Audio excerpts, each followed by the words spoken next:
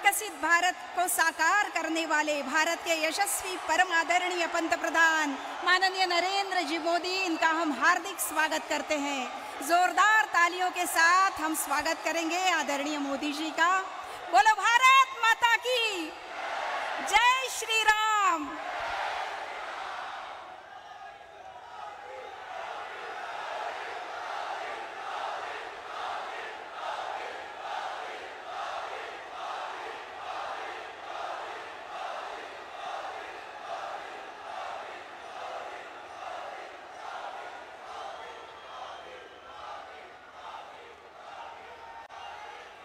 जिनका एक एक कदम विजय की संकल्पना को साकार करने वाला है, हमारे मन में आशा की किरण को प्रज्वलित करने वाला है आदरणीय पंतप्रधान नरेंद्र जी मोदी, इनका हम हार्दिक स्वागत करते हैं। और महाराष्ट्र की जनता की ओर से महाराष्ट्र के मुख्यमंत्री माननीय नामदार श्री एकनाथ जी शिंदे तथा उप मुख्यमंत्री माननीय नामदार श्री देवेंद्र जी फडणवीस, इनसे निवेदन है कृपया हम सब की ओर से माननीय मोदी जी का स्वागत करें, माननीय प्रधानमंत्री महोदय का स्वागत करें। रामलला और धनुष्य बाण की प्रतिकृति देकर हम सब की ओर से माननीय मुख्यमंत्री महोदय आदरणीय मोदी जी का सम्मान करेंगे, सत्कार करेंगे।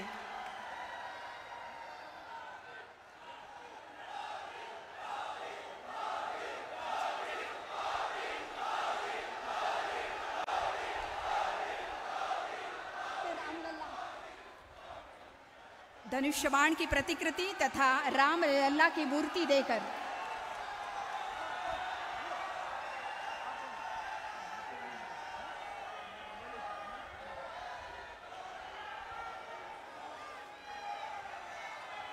मैं चाहूंगी नागपुर लोकसभा क्षेत्र के उम्मीदवार माननीय नितिन जी गडकरी तथा रामटेक लोकसभा क्षेत्र के उम्मीदवार माननीय राजू भाऊ पारवे जी भी उनका स्वागत करेंगे। जोरदार तालियों के साथ हम लोग भी माननीय पंतप्रधान महोदय जी का स्वागत करेंगे। यहाँ के आमदार आशीष जायसवाल जी से भी निवेदन है कृपया हम सब की ओर से, रामटेक की जनता की ओर से माननीय पंतप्रधान महोदय जी का स्वागत करें। रामटेक की विशेषता जो राम पंचायतन है और नागपुर जो टाइगर कैपिटल है, एक बाघ की प्रतिकृति देकर माननीय मोदी जी का हार्दिक स्वागत। तथा आज संत झूलेलाल जी की जयंती है। सिंधी समाज की ओर से संत झूलेलाल की जयंती के पर्व पर माननीय प्रधानमंत्री महोदय को सिंधी समाज की ओर से विशेष भेंट, विकी कुकरेजा उनको विशेष भेंट दे रहे हैं। और हम सब मिलकर एक बार जोरदार तालियों के साथ माननीय पंतप्रधान महोदय जी का स्वागत करेंगे। और इस सभा को आगे बढ़ाते हुए मैं यहाँ पर सम्मान के साथ आमंत्रित करती हूँ नागपुर लोकसभा क्षेत्र के उम्मीदवार हम सब के चहेते माननीय नामदार श्री नितिन जी गडकरी, इनसे निवेदन है कृपया हमें संबोधित करें।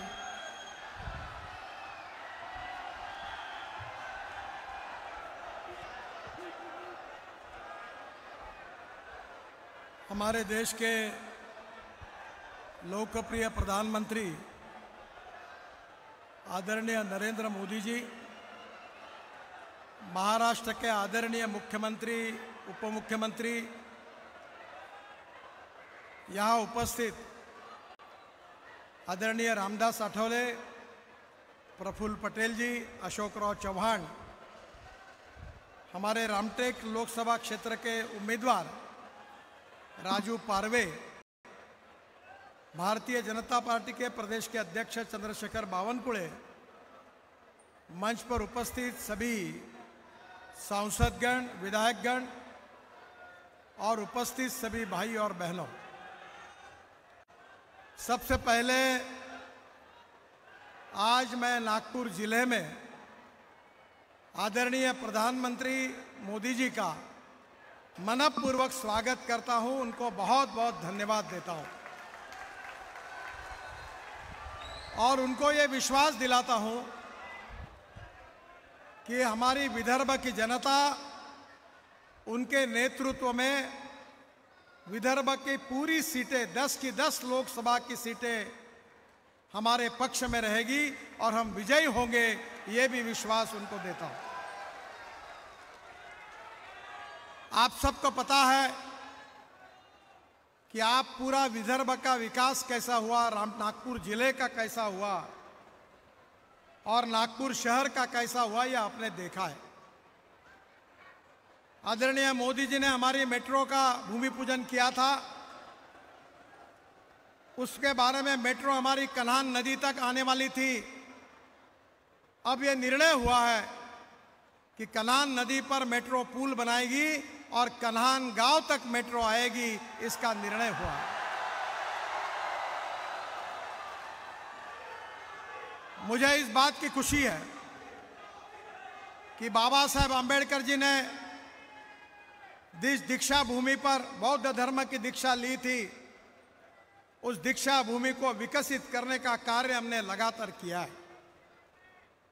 देवेंद्र जी जब महापौर थे, मैं महाराष्ट्र सरकार में मंत्री था, तब से हमने दीक्षा भूमि का पूरा काम पूरा करने की कोशिश की। ड्रैगन टेम्पल के लिए देवेंद्र जी ने 200 करोड़ रुपए दिए, ताजबाग के लिए पैसे दिए, परमात्मा एक सेवक समाज के लिए हमारे जो आदरणीय बाबा है श्रद्धेय जी, उसके लिए परमात्मा एक आश्रम के लिए हमारे शेखनाथ शिंदे जी और देवेंद्र जी ने 77 करोड़ रुपए उनके लिए दिए।